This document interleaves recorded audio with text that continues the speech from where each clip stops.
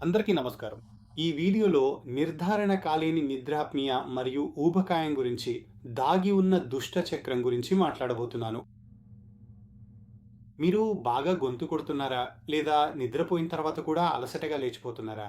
లేకపోతే 8 గంటలు పడుకున్నా రోజంతా నిద్రగా అనిపిస్తుందా? మీకు నిద్రాప్నియ ఉండొచ్చు. ఇక్కడే అసలు విషయం. ఇది మౌనంగా మీ బరువు పెరుగుదల మరియు మెటబాలిక్ సమస్యలకు కారణమవుతుండొచ్చు. అయితే నిర్ధారణ కాలేని నిద్రాప్నియాలో ఏం జరుగుతుంది? నిద్రాప్నియాలో మీరు నిద్రలో ఉన్నప్పుడు మీ శ్వాస మార్గం పదే పదే మూసుకుపోతుంది. మీరు కొన్ని సెకండ్ల పాటు శ్వాస ఆపేస్తారు. ఆక్సిజన్ స్థాయి తగ్గిపోతుంది. మీ మెదడు మేల్కొంటుంది, మిమ్మల్ని తాత్కాలికంగా లేపుతుంది. ఇది ప్రతి రాత్రి డజన్ల సంఖ్యలో లేదా వందల సార్లు జరుగుతుంది. దీని ఫలితం ఏమిటి? మీరు ఎప్పుడూ లోతైన పునరుద్ధరణ నిద్ర వద్దండు. మీ శరీరం ఎప్పుడూ ఒత్తిడి స్థితిలోనే ఉంటుంది.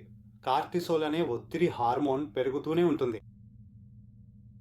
నిద్రాప్నియ ఎలా ఊబకాయానికి దారితీస్తుంది? మీరు నిద్రలేమితో బాధపడితే మీ ఆకలి హార్మోన్లు గందరగోళంగా మారిపోతాయి. గ్రెలిన్ అనే ఆకలి హార్మోన్ పెరుగుతుంది. లెప్టిన్ అనే తృప్తి హార్మోన్ తగ్గిపోతుంది. అందువల్ల మీరు ఎక్కువ కేలరీలు, చక్కెర పదార్థాలపై మక్కువ పెరుగుతుంది.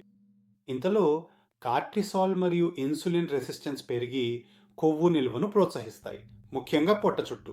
దీని అర్థం చికిత్స చేయని నిద్రాప్నియ మీను అలసటగా మాత్రమే కాకుండా మీరు బాగా తినడానికి ప్రయత్నించినా కూడా బరువు తగ్గడం మరింత కష్టంగా మారుతుంది. ఇదొక దుష్ట చక్రం. ఊబకాయం వల్లే మీ శ్వాస మార్గం ఇరుకుగా మారుతుంది.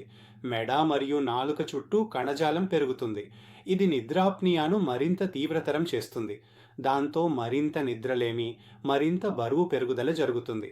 ఇలా ఇది తానే తాను పెంచుకునే చక్రంగా మారిపోతుంది. నిద్రాప్నియ, బరువు పెరుగుదల, నిద్రాప్నియ మరింత పెరగడం, ఇంకా ఎక్కువ బరువు పెరగడం.